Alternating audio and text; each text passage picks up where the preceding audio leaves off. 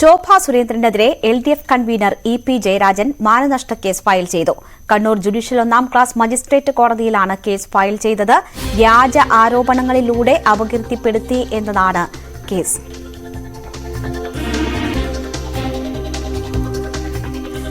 കിരൺ ബാബു വിവരങ്ങളുമായി ചേരുന്നു. കിരൺ, ലോക്സഭാ തെരഞ്ഞെടുപ്പിൽ ഉൾപ്പെടെ വലിയ രീതിയിൽ ചർച്ച ചെയ്യപ്പെട്ട വിഷയത്തിലാണ് അന്ന് പറഞ്ഞതുപോലെ മാനനഷ്ട കേസ് EP ജയരാജൻ ഫയൽ ചെയ്തിരിക്കുന്നത്. വിശദാംശങ്ങൾ എന്തൊക്കെയാണ്?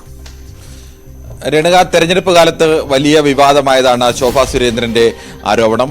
ഒരു പ്രധാനപ്പെട്ട CPM നേതാവ് BJPയിലേക്ക് വരുന്നു എന്നതായിരുന്നു ആരോപണം. അദ്ദേഹം BJPയുടെ ഒരു പ്രധാന നേതാവുമായി വീട്ടിൽ ചർച്ച നടത്തിയെന്നതും വന്നു. അതിനെ തുടർന്ന് ദല്ലാൽ നന്ദകുമാർ ചില വെളിപ്പെടുത്തലുകൾ നടത്തിയിരുന്നു.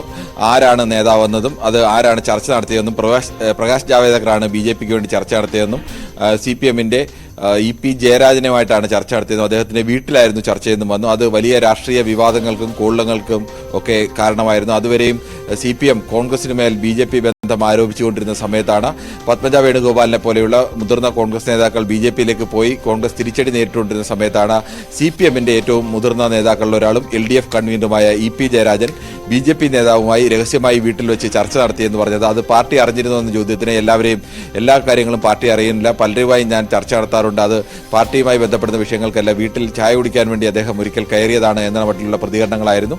എന്തായാലും ആ വിഷയത്തിൽ ശോഭാ സുരേന്ദ്രനെതിരെ BJPയിലേക്ക് താൻ പോകുന്നു എന്നത് തനിക്ക് അപകീർത്തികരമാണ്. അതുകൊണ്ട് ശോഭാ സുരേന്ദ്രനെതിരെയും അതോടൊപ്പം തന്നെ ദല്ലാൽ നന്ദകുമാറിനെതിരെയും വക്കീൽ നോട്ടീസ് അയച്ചിരുന്നു. ഇപ്പോൾ എന്തായാലും BJP നേതാവ് ശോഭാ സുരേന്ദ്രനെതിരെ അപകീർത്തി കേസ് ഫയൽ ചെയ്തിരിക്കുക, മാനനഷ്ട കേസ് ഫയൽ ചെയ്തിരിക്കുകയാണ്. കണ്ണൂർ കോടതിയിലാണ് EP ജയരാജൻ കേസ് ഫയൽ ചെയ്തിരിക്കുന്നത്.